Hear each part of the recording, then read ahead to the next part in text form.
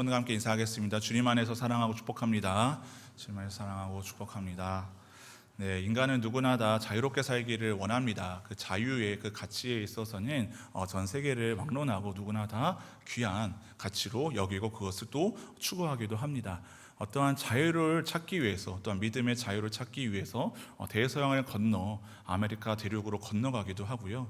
어떤 그런 민족의 또 자유를 위해서도 자신의 목숨을 내어놓고 독립운동을 하는 그러한 민족들도 많이 있었음을 우리는 알 수 있습니다.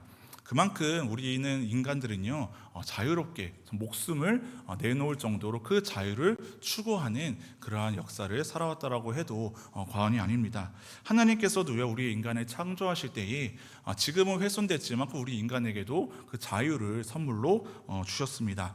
여러분들이 생각하는 그 자유란 도대체 어떠한 모습으로 여러분의 삶의 자리에 드러나십니까?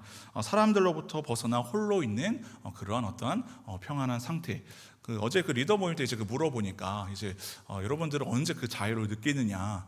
아마 그 청년은 이제 MBTI가 I였던 것 같아요. 이렇게 한 4명까지 이렇게 소수의 사람들과는 이렇게 조용히 나눔을 했을 때는 평온한데 그 이상 인원이 늘어났을 때 그렇게 좀 마음에 어떤 이제 좀 부담감이 좀 있다. 그만큼 요즘 오늘은 혼자서 또 홀로 있는 그러한 상태를 사람들을 또 자유라고 생각하는 그러한 경향도 있고요. 또 내가 세운 계획대로 이루어지는 평탄한 삶이 또 자유입니다라고 또 말하는 리더도 있었고, 시간적, 물질적 여유가 있어서 그렇게 좀 편안하게 내가 하고 싶은 대로 자유롭게 살 수 있는, 또 학교에 가지 않아도 공부를 하지 않아도 출근을 하지 않아도 되는 어떠한 그러한 안정적인 그러한 상태를 또 누군가는 자유로운 인생이라고 말할 수 있습니다. 저 개인적으로는 저는 어떠한 것이 자유인가 한번 생각을 해보니 알람을 맞춰놓지 않고 밤에 잠들 때 항상 이제 새벽에 또 일어나야 되니까, 여러분 그 새벽에 나오시는 분들은 뭐 대부분 믿음에 좋으신 분들이지만 저도 믿음에 좋은 사람으로 살아가기 위해 쓰지만 믿음으로 깨어나진 않거든요. 그래서 알람이 깨워주거든요. 그래서 알람을 제가 5분 단위로 한 5개씩 항상 맞춰놓거든요. 그래서 늘 항상 그 다음날 이제 새벽에 나가야 되는 긴장한 상태로 또 잠이 들어야 하고, 또 이제 그 알람을 또 이제 그 소리에 깨어서 그 하루를 시작할 때는 물론 너무 감사하죠. 감사하지만 그래도 알람을 맞춰놓지 않고 좀 평안하게 잘 수 있는 어떤 그러한 시간. 그래서 저도 이제 대학교 시절 때, 고등학교 수험생 시절 때는 그런 자유가 거의 잘 없잖아요. 잠자는 거며 또 내가 놀고 싶은 건 제대로 놀지도 못하고 공부에만 몰두해야 되는 그 수험생 생활 가운데 저는 개인적으로 그 잠이 많아서 항상 이렇게 잠을 많이 자지 못하는 그런 고3 수험생 생활이 굉장히 괴로웠거든요. 그래서 제가 대학교를 가면 이제 자유롭다라고 하는데 이렇게 시간표를 나는 반드시 오전에는 넣지 않으리라라는 그런 이제 못 모르는 신입생들은 그런 포부를 갖지만 어떻게 됩니까? 대부분 수강 신청은 이제 실패를 하게 되고 이제 오전 1교시에 또 어쩔 수 없이 수업을 들어야 되는 그 상황 가운데 또 이제 오고 가면서 이제 이전에 학창 시절과는 거리가 먼 그러한 거리를 통학을 하다 보면 이렇게 자유가 좀 많이 억압되고, 특히나 저는 1호선을 타고 이렇게 다녔거든요. 인천에서 이렇게 서울로. 그럼 너무나도 이렇게 마음이 어려운 거예요. 이렇게 해서 맨날 자리에 앉지도 못하고 너무나도 힘들고 고단한 몸을 이끌고 내가 왜 공부를 가야 되나, 대학의 낭만 도대체 어디 있는가 하면서 나름 계획을 짰습니다. 그래서 1교시를 수업을 들어야 되는 그런 어떤 그 날에는 비가 오는 날에는 학교를 가지 말자. 이게 언제 이게 내가 누릴 수 있는 이게 특권이겠는가. 그래서 왜냐하면 비가 오면 너무나도 괴롭지 않습니까? 막 우산에 막 다 젖고 찝찝하고, 그렇죠? 막 이렇게 길도 더 막히고, 그러니 그 정도의 자유는 내가 허용해도 괜찮겠다. 근데 감사하게도 그때 이제 항상 비가 조금 많이 왔어요. 그래서 근데 가야 되는데 수업을 너무 빠지면 안 되잖아요. 그래서 3번, 4번 빠지면 이제 F가 나오니까. 근데 고민이 드는 거죠. 나와의 약속을 지킬 것인가. 비가 오더라도 학교에 가야 될 것인가. 그런 이제 말도 안 되는 어떤 그런 이제 어린 시절, 그것이 나름 어떤 자유라고 생각을 했지만 결국에는 그 자유는 여러분 책임이 따르잖아요. 그렇죠? 세상에서 추구하는 그런 아무리 큰 자유라고 하더라도요, 우리가 마음껏 모든 걸 다 할 수 있는 그런 자유로운 상황은 사실은 잘 없습니다. 그 한순간에는 달콤할 수 있겠죠. 한순간은 그 자유가 나에게 유익이 주는 어떠한 삶이라고 우리가 느껴질 수는 있겠지만요, 세상에서 추구하는 자유는 사실은 완전한 우리를 평안한 상태로 이끄는 자유는 없는 것 같습니다. 세상에서 말하는 자유랑요, 성경에서 말하는 자유는 완전히 다르거든요. 오늘 우리가 이 말씀을 읽을 때, 우리 말씀을 들을 때 나에게 있어서 필요한 자유는 과연 무엇인가, 그런 생각을 갖고 오늘 말씀을 들었으면 좋겠습니다. 430년 동안 자유가 억압되었던 민족이 있었습니다. 그 민족은 바로 이스라엘 민족이었는데요, 그들은 노예 생활을 가운데 있었습니다. 그 애굽이라는, 그 이집트라는 그러한 나라에서 무려 400년 이상 자유가 억압된 노예 생활을 그들이 하게 됩니다. 그래서 하나님께 그들은 부르짖죠. 그 부르짖음을 하나님께서 들으시고 그들을 애굽에서 탈출해내기 위해서 지난주에 하나님께서 한 사람, 한 지도자를 택하시죠. 그 사람이 누구였죠? 모세였습니다. 40년 동안 광야 생활을 했던, 그 이전에는 이집트의 왕자로 살았었지만 광야에서 방랑생활을 하던 그 모세 한 사람을 택하셔서 주님께서는 너로 하여금 이스라엘 민족을, 수십만 명, 수백만 명 되는 그 민족을 이끌어내겠다라고 주님께서 말씀하십니다. 하나님의 그 놀라운 그 은혜로요, 물론 그 바로의 어떤 그 방해가 있었지만 하나님께서는 그 10가지 제약을 애굽 땅에 내리셔서 그들을, 이스라엘 민족들을 애굽 땅에서 구출해 내십니다. 이제 어떻게 보면은 큰 자유를 얻은 것 같습니다. 400년 이상이나 억압된 그런 이제 민족들이 자유를 얻어서 하나님께서 약속하신 가나안 땅에 들어가서 이제 행복하게 살기만 하면 될 것 같은 그러한 상황입니다. 그런데 하나님께서는 이스라엘 백성들을 명령을 하십니다. 홍해 옆에 너희가 지금 장막을 치라. 자유를 얻은 이스라엘 백성 앞에는 지금 홍해가 그들 앞을 가로막고 있습니다. 그리고 우리가 뒤에 말씀을 보면 알겠지만 이제 바로의 군대가 그 이스라엘 백성들을 또 죽이기 위해 뒤쫓아오는 그러한 상황이 그들 앞에 이제 펼쳐지게 되는데요, 분명히 자유를 얻어서 그들은 노예 생활을 탈출을 해서 하나님이 이끄시는 그 가나안 땅으로 가고 있는 여정길에 있지만 우리의 눈에 봤을 때는 사실은 자유로운 상황은 아닙니다. 앞에는 홍해 바다가 가로막고 있고요, 뒤에는 자신들을 죽이러 오는 이제 애국 군대가 그들을 도사리고 있었죠. 노예 생활에서부터 해방이 되었습니다만은 하나님께서 주시는 자유는 우리가 원하는 자유와는 너무나도 다른 그러한 모습인 것 같습니다. 하나님께서는요, 지금 길을 인도해 가시다가요, 광야길을 이제 통과해서 가나안 땅으로 입성을 해야 되는데 거기에 갑자기 홍해라는 장애물이 생긴 게 아니거든요. 만물을 지으신 하나님 아버지께서 이미 약속하신 가나안 땅을 인도하시는데 갑자기 그 변수가 생기는 홍해가 갑자기 그들을 막은 것은 아니었거든요. 오늘 우리가 말씀을 읽진 않았지만 출애굽 14장 말씀에서부터 그 배경을 살펴보면요, 1, 2절 말씀에 세번역 성경으로 이렇게 되어 있습니다. 주님께서 모세에게 말씀하셨다. 너는 이스라엘 자손에게 말하여 오던 길로 되돌아가서, 애굽에서 탈출을 해왔는데 오던 길로 되돌아가서 믹돌과 바다 사이에 비하이로 앞 곧 바알스본 맞은편 바닷가에 장막을 치라고 하여라. 아니, 지금 도망가기 바쁘고 목적지가 분명한 것인데도 불구하고 하나님께서는 지금 이스라엘 백성들을 하여금 모세를 통해서 홍해 옆에 그 바다에 장막을 치라는 것이죠. 멈출 이유가 없음에도 불구하고 하나님께서는 분명히 그렇게 하신 의도가 있었다라는 것입니다. 우리 출애굽기 14장 3절 4절에 이렇게 나와 있습니다. 우리 함께 세번역 성경인데 함께 한 목소리로 읽도록 하겠습니다. 시작. 그러면 바로는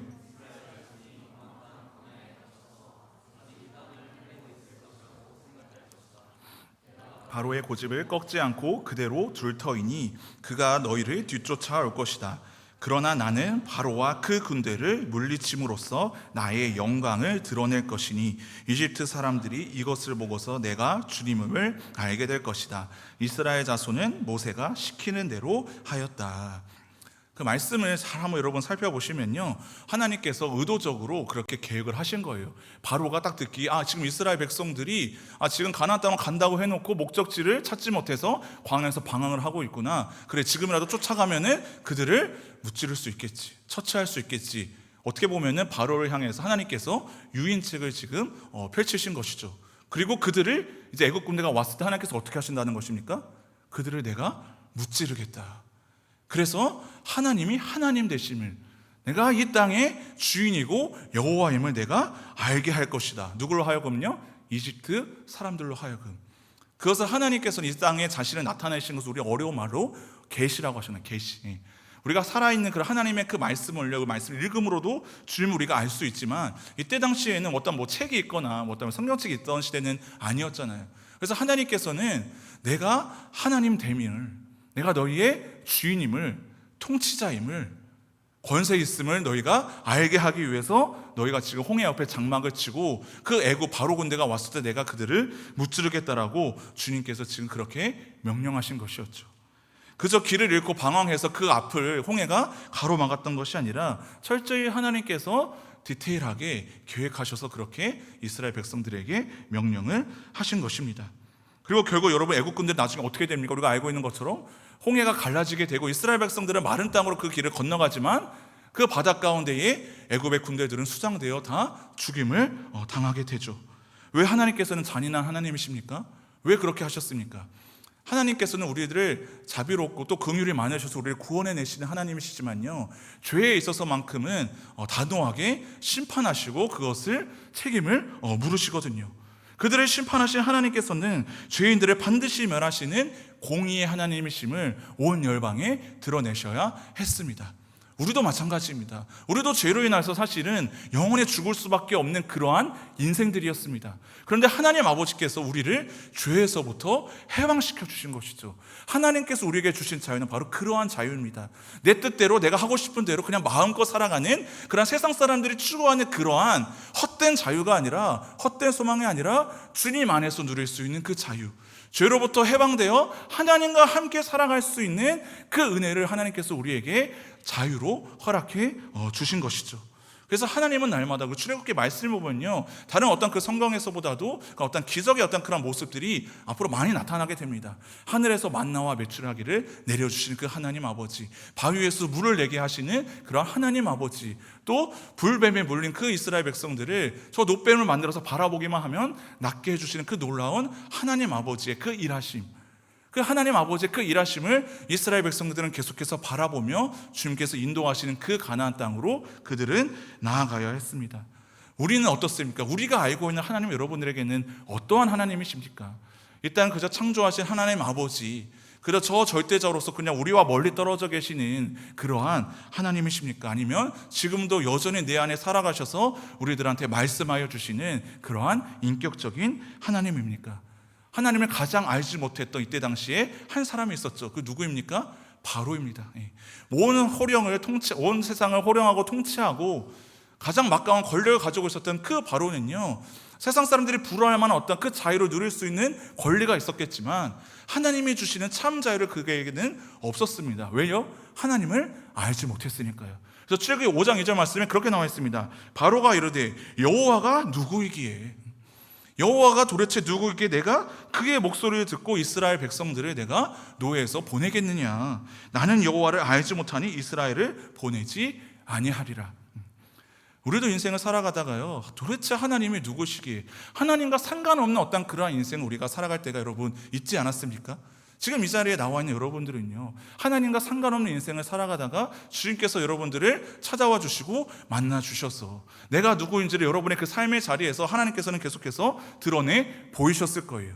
우리가 하나님의 말씀 개인적으로 묵상하다가, 예배 때 하나님 앞에 찬양으로 고백하다가, 때론 수련회 때 같이 함께 뜨겁게 눈물로 기도하면서 하나님의 말씀에 반응하다가, 하나님과 상관없는 인생을 살다가 누가 전한 그 복음의 메시지를 듣고 회개하여서 하나님이 어떠한 분이신지 알고 여러분들은 이 자리에 나온 것이죠.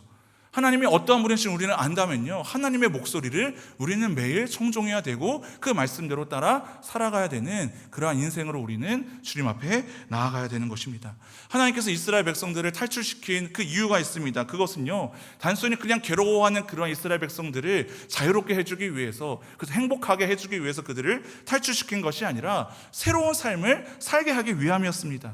너희가 그동안에는 애굽 사람을 섬겼느냐? 이제는 내가 너희를 그곳에서 해방해서 너희에게 자유를 주어서 나를 섬길 수 있는 그 자유를 너희들에게 주겠다.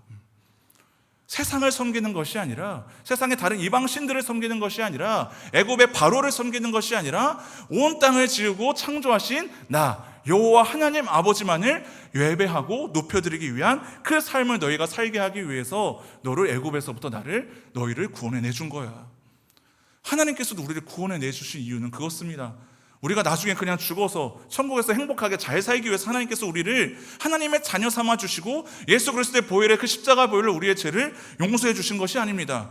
우리를 사랑하셔서 용서해 주신 것은 맞지만, 우리를 사랑하셔서 우리를 지금도 구원해 주시는 하나님이시지만, 우리를 구원하신 목적이 분명히 있다는 것이죠. 그것은 무엇입니까? 하나님을 기쁘시게 하는 삶을 살기 위해, 하나님을 예배하는 삶을 살기 위해 하나님께서는 우리를 이 땅의 그 죄악의 세상 가운데서 우리를 구출해내 주셨다는 것이죠. 우리를 구원해 주신 그 하나님을 오늘도 우리는 믿음의 눈으로 바라보며 이 자리에 예배하는 줄 믿으시기를 바랍니다. 그래서 언제나 우리는 그 자유에서 얻은 그 해방감, 죄로부터의 그 해방된 그 자유의 그 기쁨을 누리면서 우리는 하나님 앞에 찬양해야 되는 거예요. 근데 여러분, 가끔 찬양하는 모습을 보면 뭐 세상과 원수진 표정으로, 그래 너희는 찬양해라, 나는 그냥 일어서 줄게, 그래서 나는 박수 한번 쳐줄게. 우리 예배팀을 위해서 우리가 뭐 예의상 일어나는 게 아니지 않습니까? 예의상 여러분 일어나는. 근데 힘들면 여러분 앉아 계셔도 돼요. 항상 예배팀 인도자가 얘기하잖아요. 가능하신 분들은 일어나시라고. 불가능한 사람들은 안 일어나도 돼요. 힘들면 또 30대 중반에 넘어간 우리 청년 지체들은 또 허리가 또 안 좋을 수도 있고 또 피곤할 수도 있어요. 그래서 괜히 또 눈치 보고 일어나가지고 막 그냥 안 좋은 표정으로 이렇게 억지로 찬양하지 말고 앉아서 찬양해도 되고, 누워서 찬양해도 되고, 뛰어서 찬양해도 되고요. 온전히 하나님 아버지만을 바라보면서 우리가 주변을 의식하지 않고 하나님을 기쁘시게 하기 위해서 우리가 예배 자리에 나온 것 아니겠습니까? 자유를 얻었잖아요, 여러분. 자유를 얻은 그 해방을 느낀 그 민족들이 얼마나 그것이 기쁘고 감사한지. 그래서 미국은 어떻게 했습니까? 자유의 여신상으로 선물을 받지 않았습니까? 독립이 그렇게 중요한 가치인 것을 아니까. 그래서 오늘도 우리는 이 땅 가운데에 죄로부터 속박된 세상 가운데서 우리는 억눌렸던 그러한 자들이 하나님 안에서 나와서 주님이 주시는 그 자유를 누리며 죄에서 자유를 얻게 하신 그 하나님 아버지만을 기쁨으로 찬양하며 영광스러운 그 예배의 자리에 여러분들이 나아갈 수 있어야겠습니다. 그런데요, 이스라엘 백성들을 아마 우리와 비슷한 표정으로 그랬던 것 같아요. 구원을 받았지만 하나님 앞에 나아가고 있고 주님과 동행하고 있지만 지금 무언가 굉장히 불편한 상황입니다. 무엇이 불편했을까요? 그들에게는 자신의 눈앞에 가로막고 있는 그러한 홍해였거든요. 홍해. 그리고 자신들이 이제 죽이러 온다라는 어떤 그런 이제 애국군대가 쫓아온다는 소식을 듣게 됩니다. 아직까지 여전히 하나님이 주시는 참된 평안과 자유를 그들은 누리지 못하고 있는 그러한 상황입니다. 우리 10절 말씀 이렇게 나왔습니다. 바로가 가까이 올 때에 이스라엘 자손이 눈을 들어 본즉 그들이 무엇을 봅니까? 애굽 사람들이 자기 뒤에 이른지라. 이스라엘 자손이 여러분 어떻게 했습니까? 심히 두려워하여 하나님께 여호와께 부르짖고. 여러분, 저와 같아도 제가 이런 생각을 한번 상상을 해봅니다. 나 같아도 그랬을 것 같아요. 앞에는 지금 홍해가 가로막고 있고 뒤에는 지금 칼을 들고 600대의 어떤 그런 전차가 오고 있습니다. 병거 600대입니다. 이때 당시에 탱크와도 같고 전차와도 같은. 근데 아무런 무기도 없고 지금 뭐 군사력도 없는 그런 이스라엘 민족들이 지금 어떻게 보면은 그러한 죽음의 초읽기에 처해진 그 상황 가운데 홍해가 가로막고 있습니다. 당연히 두려웠겠죠. 그런데 하나님을 믿는 민족이니까 여러분 어떻게 합니까? 여호와께 부르짖습니다. 여기까지는 괜찮습니다. 우리도 그럴 수 있습니다. 인생의 위기가 닥쳐올 때 우리는요, 두려운 마음 가운데 여호와께 부르짖는 그러한 믿음은 여기 이 자리에 계신 분들은 다 어느 정도 있는 것 같아요. 기도할 수 있거든요. 그런데 그 뒤에 반응이 이렇습니다. 우리 함께 한 목소리로 읽어보도록 하겠습니다. 시작. 11절 말씀입니다. 그들이 또 모세에게 이르되 애굽에 매장지가 없어서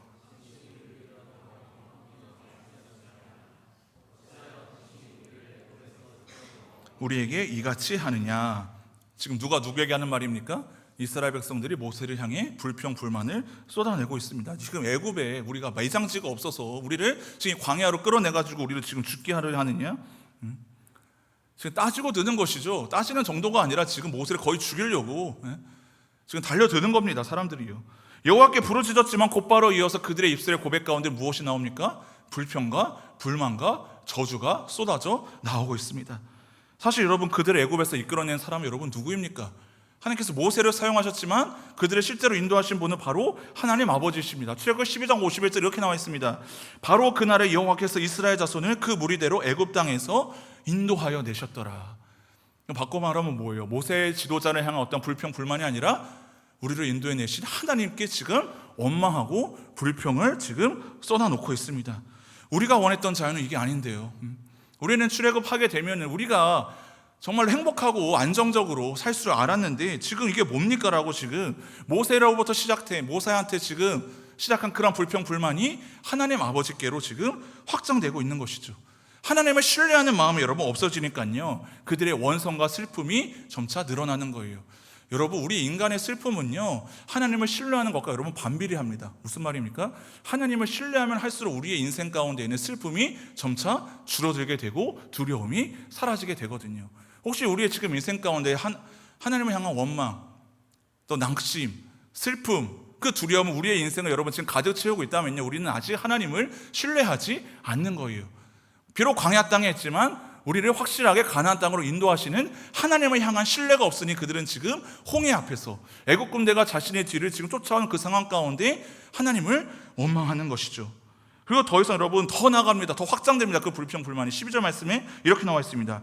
우리가 애굽에서 당신에게 이른 말이 이것이 아니냐, 이르기를 우리를 내버려 두라. 우리가 애굽 사람을 섬길 것이라 하지 아니하더냐. 애굽 사람을 섬기는 것이 광야에서 죽는 것보다 낫겠노라. 불평과 불만을 넘어서 이 이스라엘 백성들이 지금 소위 선을 넘었습니다. 우리를 좀 내버려 두십시오. 이제 당신의 인도하심 우리는 거부하겠습니다. 차라리 우리는 애굽 신한테 가서 애굽 사람들을 섬기겠습니다. 하나님의 자녀로 우리가 부름받아 주님의 그 백성으로서 구원받은 자로서 우리가 믿음 생활 열심히 잘하고 있는데 우리의 눈앞에 홍해가 지금 보여집니다. 우리의 인생의 위기가 닥쳐오게 됩니다. 우리는 그때 기도합니다. 근데 하나님께서 기도를 이루어지지 않는 것 같습니다. 그때 우리는 그런 불평을 할 수 있어요. 하나님은 살아계시는 게 맞습니까? 나는 예수님 믿으면 이러한 삶을 기대하지는 않았습니다. 차라리 나는 그냥 교회 안 다니고요, 하나님 떠나서요, 세상 가운데 내가 그냥 그렇게 죄의 종로를 타며 살게요. 하나님을 주인 삼는 게 아니라 다른 어떠한 상사를 주인 삼아 살게요. 세상에 추구하는 어떤 그런 돈을 나의 주인 삼아 살게요. 세상에 추구하는 어떤 그 자유와 행복, 그 워라밸을 위해서, 여유로움을 위해서 나는 그렇게 살게요라고 지금 하나님 앞에 그들이 말하는 거예요. 우리를 좀 나를 내버려 두십시오. 내가 알아서 살겠습니다. 지금 자녀가 철없이 부모를 저버리고 가출을 하려는 그러한 어떠한 응석으로 사실은 보여지는 것 같습니다. 하나님을 신뢰하지 않으니까 그렇게 하나님을 이렇게 원망하는 것이죠. 우리를 내버려 두십시오. 여러분은 그렇게 하나님 앞에서 그러한 투정과 불만을 여러분들은 표출한 적은 혹시 없으십니까? 우리도 하나님의 전적인 은혜로 죄와 상함으로부터 건짐을 받았습니다. 주님 안에서 참 자유를 누리는 하나님이 백성이 되었는데도 불구하고 여전히 바뀌지 않는 어떤 우리의 현실의 그 문제들, 갈라지지 않을 것 같아요. 사실 갈라질 것을 이 이스라엘 백성들은 아직 기대하지 못했겠죠. 나를 지금 쫓기는, 나를 지금 괴롭게 하는 어떤 그런 애굽의 군대, 나의 목숨을 위협하는 그런 어떠한 상황, 이 세상 가운데 어떤 먹고 사는 어떤 그러한 문제, 나를 괴롭게 하는 어떤 인간관계, 내가 무엇을 해야 될지 알지 모르는 그런 어떤 답답한 상황 가운데 하나님 나를 좀 내버려 두십시오 하면서 주님의 그 영향력 아래 살려고 하지 않고 세상의 영향력 가운데 내가 내 삶의 주인 되어서 살아가려고 하는, 나 좀 내버려 두십시오라는 그러한 철없는 불평과 불만을 하지 않기를 간절히 바랍니다. 영적으로 깨어있고 성숙한 사람들은 위기의 앞에서도 여러분 흔들릴지언정 무너지지는 않아야 되거든요. 불평 불만이 나올 수는 있어요. 그러나 하나님을 저버리고 다시 우리를 애굽으로 돌아가도록 나 좀 내버려 두십시오, 그렇게 하나님 앞에서 우리가 이야기할 수는 없다라는 것이죠. 하나님을 인정하는 자의 삶이라고 한다면요. 다시 죄악된 세상으로 돌아가 살겠다며 불을 울부짖는 이스라엘 백성을 향해 모세가 처방을 내립니다. 우리 13절 14절 말씀인데 우리 함께 하나님 앞에 선포하듯이 말씀을 읽도록 하겠습니다. 시작. 모세가 백성에게 이르되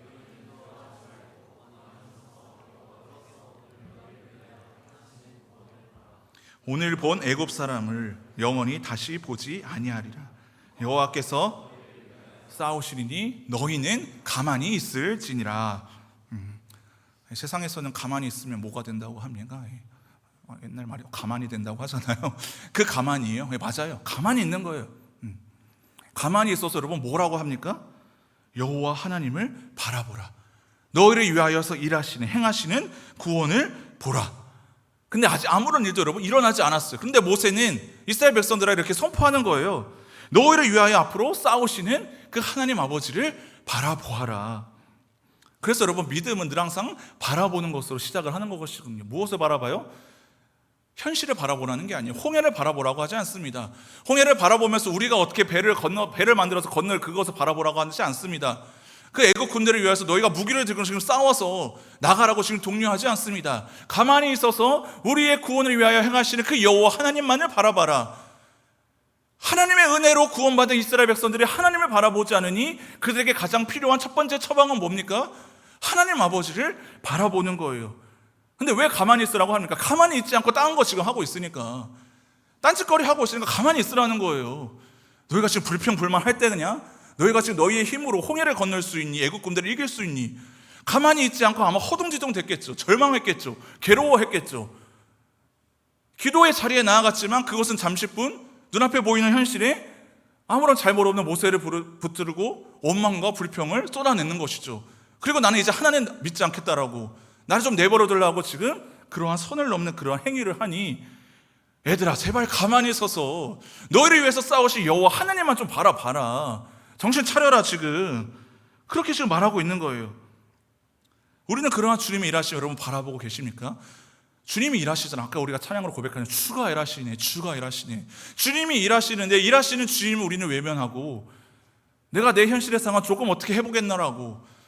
이스라엘 백성 여러분 굉장히 어리석지 않습니까? 우리는 결과를 다 알고 있죠. 근데 하나님 보시기에도 우리도 이러한 삶을 살 때가 여러분 있어요.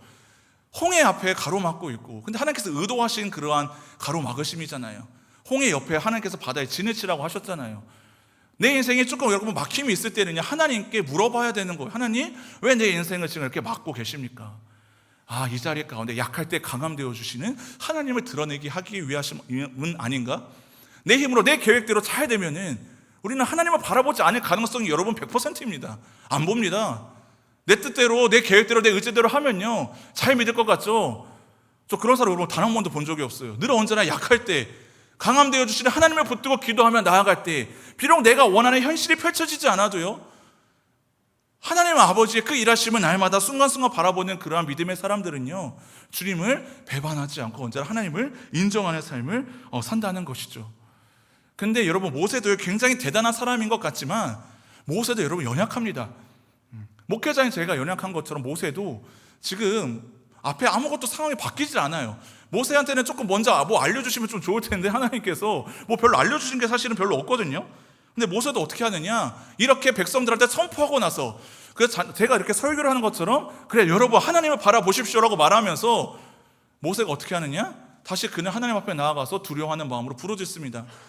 15절 16절 말씀 이렇게 나와 있는데요, 여호와께서 모세에게 이르시되 너는 어찌하여 내게 부르짖느냐.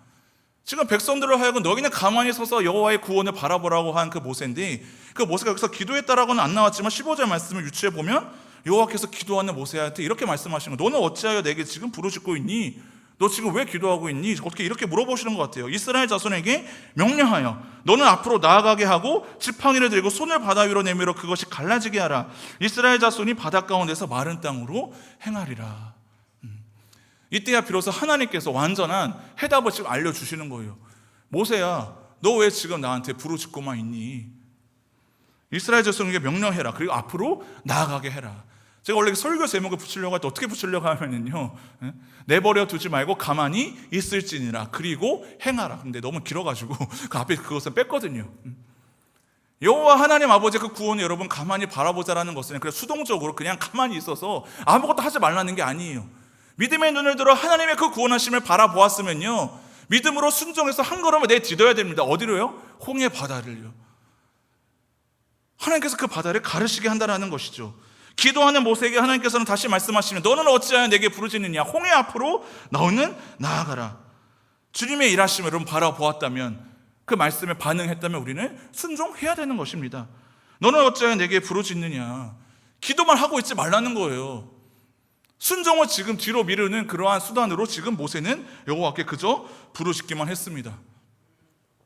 여호와께서 모세에게 기도하기를 멈추고 애국군대를 바라보며 그저 기도만 하는 것이 아니라, 아마 모세는 이렇게 기도했을 거예요. 이건 저희 그냥 상상입니다. 하나님, 지금 우리를 가만히 서서 구원하게 하실 하나님 바라보라고 하셨는데, 저 애국군대를 하나님께서 무찔러 주시는군요. 근데 왜 하나님 왜 아무런 상황의 변화가 없죠? 부르짖고 있는데 뭐 저희한테 무기를 지금 주셔야 되는 거 아니에요? 아니면 홍해가 좀 갈라지도록 뭐 배를 뭐 준비해 주시던가, 뭔가 상황을 조금 더 나게 우리를 변화시켜줘야 되는 거 아니에요? 아마 그렇게 부르짖지 않았을까요? 그런데 그런 모세를 향해 하나님은 말씀하시죠. 너는 그저 나한테만 부르짖지 말고 행동해라. 어서 행동해라. 무엇을 우리는 해야 될지 모를 때에 행동을 미루는 구실로 우리는 기도할 때가 여러분 사실 있습니다. 근데 영적으로 어두운 것이죠. 하나님의 일하심을 바라보지 못. 하나님 어떻게 일하시는데, 여러분 부모님이 집안에서 어떻게 청소하는데 설거지하는데 어떻게 자녀가 가만히 있을 수 있습니까? 저는 물론 가만히 있긴 했어요. 어렸을 때 부모님의 이렇게 효도를 못했는데, 아무튼 하나님이 지금 일하시는데, 내 앞에 여러분 상사가 옆에 일하고 있는데, 담임 목사님 옆에서 청소하고 있는데 부교육자 여러분 가만히 있을 수 있으니까 가만히 못 있죠. 그 일하심을 바라보고 있다면 그 주님의 그 일하심을 우리도 함께 참여해야죠. 하나님께서 우리에게 그러한 복을 우리에게 주셨거든요. 기도하는 사람들은 기도할 뿐만 아니라 하나님의 일해볼 수 있는, 하나님의 일하심을 바라볼 수 있는 믿음의 눈을 여러분 우리에게 주십니다. 그래야 우리는 나아갈 수 있어요. 하나님이 인도하시는 그 길에 우리가 나아갈 수 있는 것이죠. 근데 그것도 여러분 힘이 필요해요. 시편 59편 9절 말씀이 있는데 우리 함께 한 목소리 읽도록 하겠습니다. 시작. 하나님은 나의 아멘. 내가 주님을 바라보는데 무엇으로 말미암아요? 그의 힘으로 말미암아. 우리가 기도해도 하나님의 일하심을 바라보지 못할 때, 믿음이 연약할 때, 믿음의 뿌리가 약할 때, 그때 우리는 우리에게 힘 되어 주시는 여호와를 바라보는 것도 여러분 하나님께서 주신 힘으로 말미암아 가능합니다. 그래서 주님을 바라볼 때, 주님의 그 일하심을 바라볼 때 우리는 하나님을 신뢰하게 되는 것이다. 하나님은 나를 버려두지 않으시고 나를 애굽 땅에, 지금 광야 땅에 이렇게 인도해 주실 그 이유가 분명히 있구나. 하나님의 의도와 계획을 안다면 그분의 일하심에 우리는 같이 함께 신뢰하며 동참할 수 있는 것이죠. 결단하며 움직일 수 있는 것입니다. 여러분, 우리가 기도를 함에 있어서 잠깐 착각하고 오해하는 게 있어요. 기도가 여러분 많이 쌓이면 하나님께서 감동하셔서 우리의 기도를 응답해 주시는 게 아니에요. 그러면 다 여러분 기도하게요. 무슨 일이든지 10시간이든 100시간이든, 물론 하나님 앞에 시간을 들여서 많은 시간 하나님 앞에 교제하며 기도하는 시간이 너무나도 중요한 것은 사실입니다. 그런데 내가 많이 기도하면 하나님께서 감동하시겠지? 아니요. 기도의 자리에 분명 우리는 나와야 되지만 제대로 기도한다면, 꾸준히 기도하면요, 하나님께서 무엇을 바꾸시는가? 우리의 마음을 바꾸세요.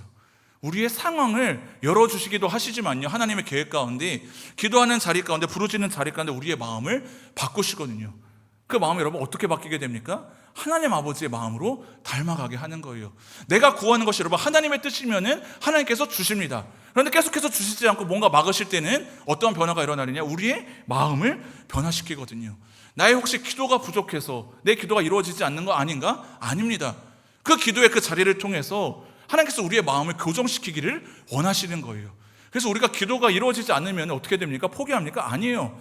이루어질 때까지 여러분 기도해야 되는 것은 분명한 사실입니다. 그런데 기도가 이루어지지 않는다라고 우리가 낙심할 것이 아니라 반드시 여러분, 이건 기도해본 사람들만이 여러분 알아요. 기도하면 할수록 하나님께서 우리의 마음을 바꿔주시는 거. 그래서 여러분, 바른 기도는 또 뭐냐? 기도만 해서는 안 돼요. 가만히 있어서 기도만 하지 말고 하나님의 일하심을 바라보는 게 무엇입니까? 하나님의 말씀을 읽는 것이죠.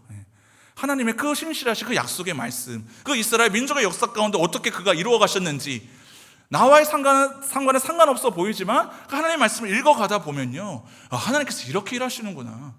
그 말씀을 붙들고 여러분 기도의 자리에 나아가면 우리의 기도가, 막연한 기도가 더욱더 선명해지고, 불분명한 우리의 상황이 선명한 주님의 그 일하심을 바라보게 하시는 그 하나님의 역사가 바로 우리가 기도의 자리 가운데 일어나게 되는 것입니다. 혹시 여러분 우리의 기도가 하나님께서 이루어지지 않는 것 같습니까? 그러면 우리의 마음을 놓고 기도하시기를 바랍니다. 마음을 하나님께서 먼저 변화시키거든요. 이제 우리 함께 찬양하고 기도하기를 원하는데요, 지금 나의 삶 가운데서도 우리가 하나님의 일하심을 바라보며 반드시 행해야 될 행동이 있습니다. 그런데 여러분, 섣불리 행동하라고 하지 않습니다. 성경 어디에서도요. 충분히 하나님 앞에 부르짖고 기도하십시오. 때로는 불평과 불만이 나올 수도 있습니다. 그러나 그런 기도는 하지 마십시오. 하나님, 나 좀 내버려 두십시오. 그거는 주님을 완전히 배반하는 행위거든요. 때론 기도가 안 될 때는 가만히 그저 침묵하면서, 그저 하나님 말씀 묵상하면서 하나님 앞에 우리의 마음을 맡겨드리는 것도 여러분 분명한 기도입니다. 화려하게 기도하지 않아도 괜찮아요. 뛰어난 어떠한 미사효구를 들여서 우리가 기도하지 않아도 괜찮아요. 우리의 마음을 주님 앞에 내려놓고 하나님께서 우리를 이끄시는 곳이 어디입니까? 하나님, 나의 삶 가운데 주님께서 명령하시는 그 주님의 음성을 듣기를 원합니다. 지금 이스라엘 백성들이 애국 군대에 쫓기고 있는데 나도 그러한 상황인 것 같습니다. 하나님, 홍해가 갈라지고 기대할 수도 없는 그러한 상황 가운데 있는데요, 그 현실을 바라보면서 낙심하는 우리의 인생이 아니라 지금도 여전히 변함없이 우리를 인도하시고 우리를 위해 일하시는 하나님을 바라볼 수 있는 어떤 그런 믿음. 하나님께서 그 바로의 마음을 여러분 어떻게 하셨다고 합니까? 완악하게 하신 거예요. 바로의 마음을 완악하게 하신 거예요. 하나님의 그런 계획이 불투명해서 그 바로가 계속해서 그를 막은 것이 아니라 하나님께서 의도적으로 그를 조정하신 거죠. 마음. 가룟 유다가 여러분 예수를 팔 때에도 그 마귀가 무엇을 넣었어요? 그 마음에 예수를 팔 생각을 넣은지라. 마음이 바뀌어.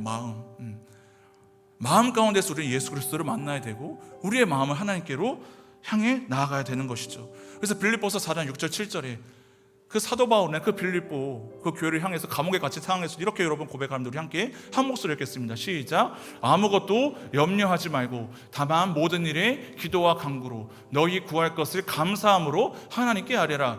그리하면 모든 지각에 뛰어나 하나님의 평강이 그리스도 예수 안에서 너희의 마음과 생각을 지키시리라. 아멘. 우리의 마음을 지키시는 하나님, 나의 안에 거하라. 나도 너희 안에 거하겠다 주님께서 말씀하셨습니다. 우리의 그 마음이 지금 우리의 눈앞에 가로막고 있는 홍해로 인해서 지금 나뉘어져 있습니까? 애국군대로 찾아오는 그 현실 가운데 나 좀 내버려 두십시오. 차라리 내가 내 스스로 살겠습니다라고 혹시나 주님을 배반하지는 않습니까? 나의 영혼이 오직 나의 마음이 오직 주님께로 향하기를 원합니다. 주님, 오직 하나님만을 가만히 바라보며 주님의 그 일하심을 우리가 바라볼 때에 내가 그 하나님의 그 말씀을 또한 붙들고 순종하며 나아갈 수 있는 그 힘을 나에게 달라는 믿음의 고백으로 이 시간 함께 찬양하고 기도하시겠습니다.